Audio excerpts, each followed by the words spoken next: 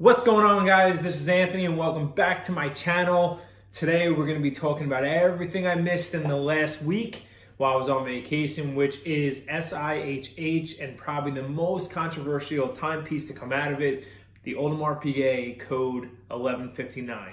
So before we get into it, we're going to do a wristwatch check. Today I am wearing my Nomos Club, a very important watch to me. This was actually a gift given by one of my best friends, thanking me for being part of his wedding. It's a beautiful minimalist watch and it has my name engraved on the back. Something I will without a doubt hold on to forever. And yeah, I'm sure you're watching. You know who you are. Thank you very much for it. But Audemars Piguet and the code 1159, probably the most controversial watch to come out of SIHH, or collection I should say. I think it's important not to jump on the bandwagon and don't, really digest anything before you go and give your opinion, which if you follow me on social media, you know I did not. I was the first one to bash this watch, saying it looked like a fashion watch. I hated it. But coming back from vacation, being able to sit and really read it over, look at all the different blog posts, watch videos on it, my opinion's kind of starting to shift the other way. So today we're going to go over things I don't like about the watch and things I do like about the watch and what I hope for in the future. But let's get into it right now. So number one, and the most obvious, is the dial of the three-hand watch. So the classic three-hand, the minute repeater, and the flying tourbillon, it does not work. There's too much negative space. It has too much of a minimalist design with no bezel.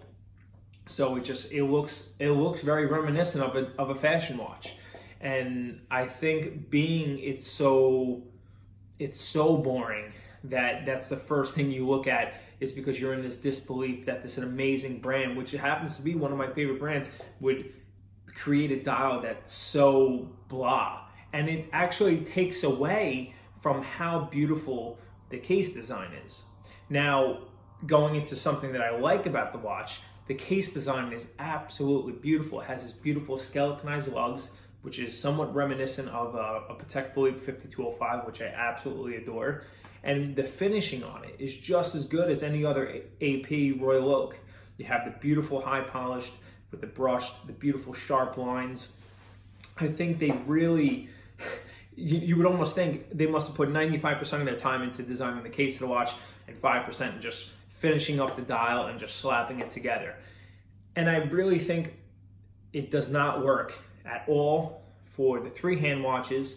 I think the chronograph, it works a little bit better, but still I'm not crazy about the font.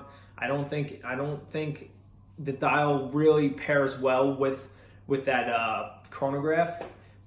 But that being said, the perpetual calendar in that black and blue dial with the stars on it, it's one of my favorite pieces from all of SIHH. I just think that dial color with the richness of that rose gold, it just looks absolutely stunning. So I do think that this collection has room to grow and evolve into something really, really nice. But the three-hand is a bit of it's a miss in my opinion, and most people's opinion.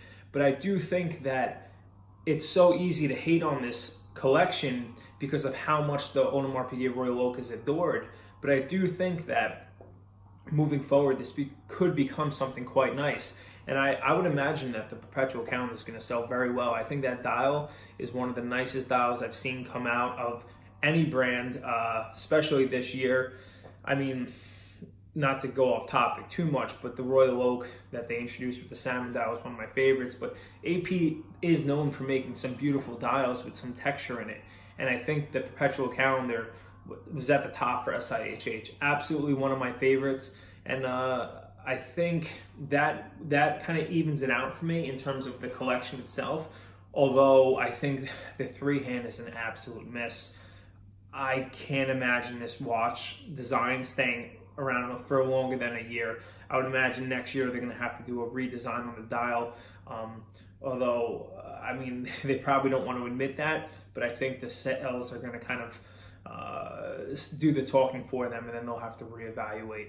So case design and dial aside, I think introducing this watch at 41 millimeters is a bit of a mistake. The whole trend of the watch industry as a whole is to now go back to that very, classic 38 to 40 millimeter, case size. And I think introducing a unisex piece at 41 millimeters, it just, I don't think it's gonna work well, not only for the design of the watch, but just for business. With a watch with lugs so small and such a minimalist dial, it's gonna wear so much larger on the wrist, especially the 3-hand and the white dial. In 41, it's no doubt in my mind it's gonna wear like a 40, a 43 on the wrist. So that's gonna have to go more towards a misstep and something I really don't like about the watch. But most importantly, out of this conversation, I would love to hear what you guys think about this collection.